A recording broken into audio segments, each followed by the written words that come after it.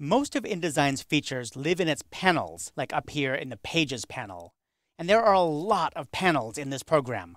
And since you're going to be looking at these panels a lot, you should really know how to manage them efficiently. By the way, I'm using the word panels. Some people call these palettes. If you hear someone say palette, that's fine. Just smile and know panels and palettes, they're all the same thing.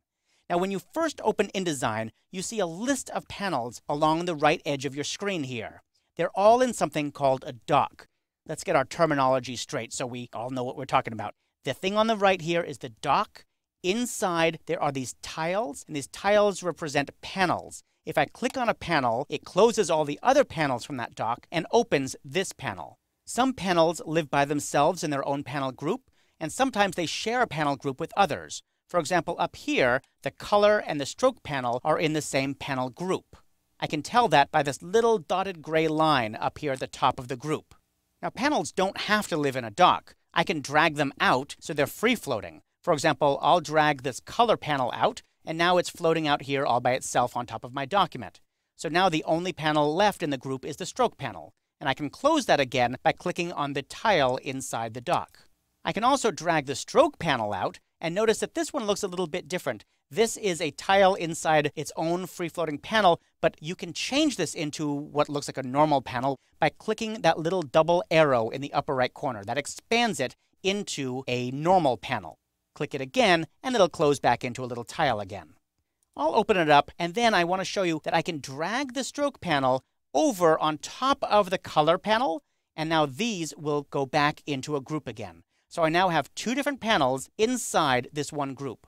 If I later decide I want to dock them again, no problem. I can either dock them one at a time by dragging out the name of the panel. I'll just drag that right into the dock.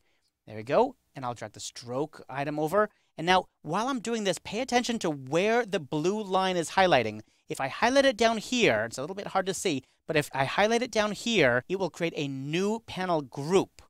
If I move it up a little bit so it highlights the color group, then it will add it to that group. There we go. So now both of those are inside the group. Let me show you one more way to add it to the group again. I'll pull out that whole group so I can see both of these. I'll maximize it so we can see it. And now I want to move the whole group back into the dock again. But instead of doing it one panel at a time, I'm going to move the whole group back by dragging its dark gray title bar, or whatever that's called, that little bar at the top. Drag that handle all the way in. And once again, I can add it as its own group, or even add it to the swatches panel group. So now I have all three of these inside one group. One more important thing about the dock here that's holding all of these, you can resize the dock itself. Right now, it's too wide for my tastes. I don't need to see the word stroke, color, swatches, etc. I know what those panels are just because I can look at the icons. And after you work with InDesign for a week or two, you're going to recognize those icons as well, and you won't need to see the names up there anymore. So reclaim some of your screen real estate by minimizing the dock itself. And the way you do that is by placing the cursor over the left edge of the dock. You have to wait until you get that little double-headed arrow, and then drag to the right. And you can see that it just minimizes it, shrinks the size of the dock until it snaps down to being just icons. And if you do forget what one of those icons are, you can always just hover the cursor on top of it until you see a little tooltip. So that one says links, this one's layers, and so on. So you do get a little hint there from InDesign if you need it. Now let's go ahead and open some more panels. Remember, all the panels in InDesign live under the window menu.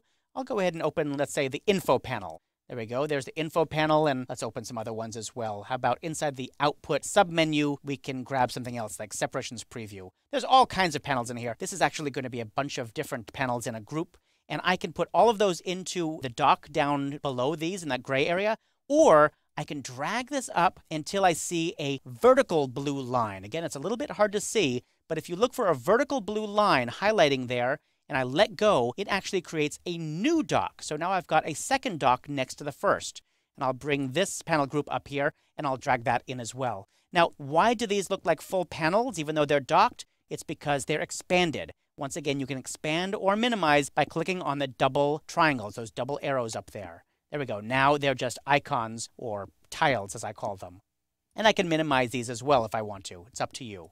The cool thing about having two different docks, or even more docks if you want, is that you can have more than one docked panel open at the same time. So for example, I can click on Separations Preview and click on the Color panel, and both of these can be open at the same time.